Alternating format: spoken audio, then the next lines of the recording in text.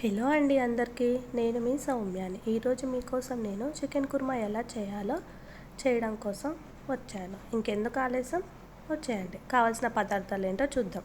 Chicken 1.5 kg, salt 2 table spoons, కారం 4 table spoons, onion 4, మిర్చి 6, పసుపు 2 టేబుల్ స్పూన్లు, పెరుగు 2 కప్పులు, ధనియాలు 4, గసగసాలు 4, యాలకులు 4, లవంగా 4, చెక్కలు 2, కరివేపాకు, కొత్తిమీర, కొబ్బరి పొడి 2 టేబుల్ స్పూన్లు. ఏదైతే మనం తీసుకున్న ఇంగ్రీడియంట్స్ ధనియాలు, కొబ్బరి పొడి ఏవైతే ఉన్నాయో గసగసాలు మిక్సీ పట్టుకొని పొడి పక్కన పెట్టేసుకోవాలి.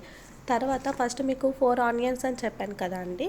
4 ఆనియన్స్లో 2 ఆనియన్స్ అండ్ 3 మిర్చి మిక్సీ చేసుకొని అది కూడా పేస్ట్ చేసుకొని పక్కన పెట్టుకోవాలి గ్రేవీ కోసం.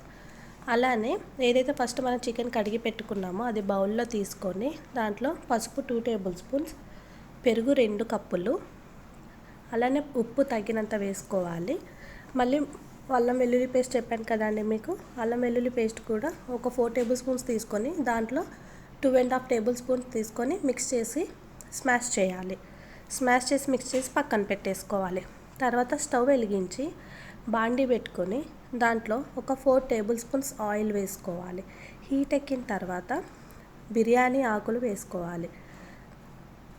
ఏవైతే కట్ చేసి పెట్టుకున్నామో ఆనియన్స్, మిర్చి వేసుకోవాలి. తర్వాత కరివేపాకు వేసుకోవాలి. ఫస్ట్ ఏదైతే మనం మిగిలించిన ఉందో అల్లం వెల్లుల్లి పేస్ట్ అది కూడా కొంచెం వేసేసుకోవాలి. బ్రౌనిష్ వచ్చిన తర్వాత మనం బౌల్లో స్మాష్ చేసి పెట్టుకున్న చికెన్ ఏదైతే ఉందో అదంతా అందులో వేసుకోవాలి. వేసిన తర్వాత మూత పెట్టేసుకోవాలి. ఒక 20 మినిట్స్ తర్వాత తీసి మళ్ళీ ఒకసారి తిప్పుకోవాలి. తిప్పిన తర్వాత కారం ఏదైతే 4 టేబుల్ స్పూన్స్ ఉందో అది మొత్తం వేసేసుకొని కొంచెం సేపు మూత పెట్టిన తర్వాత పేస్ట్ ఏదైతే మనం పట్టుకున్నామో ఆనియన్ పేస్ట్, గసగసాల పేస్ట్ 2 మిక్స్ చేసేయాలి. చేసి మూత పెట్టి మగ్గనివ్వాలి. ఒక హాఫ్ అన్ అవర్ తర్వాత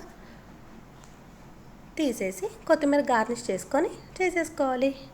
ఇదే ఈరోజు చికెన్ కుర్మా. ఇదైతే మన అన్నంలో కంటే చపాతీలో చపాతీ చేసుకొని తింటే ఎంత బాగుంటుందో. Please like and subscribe my channel. Thank you.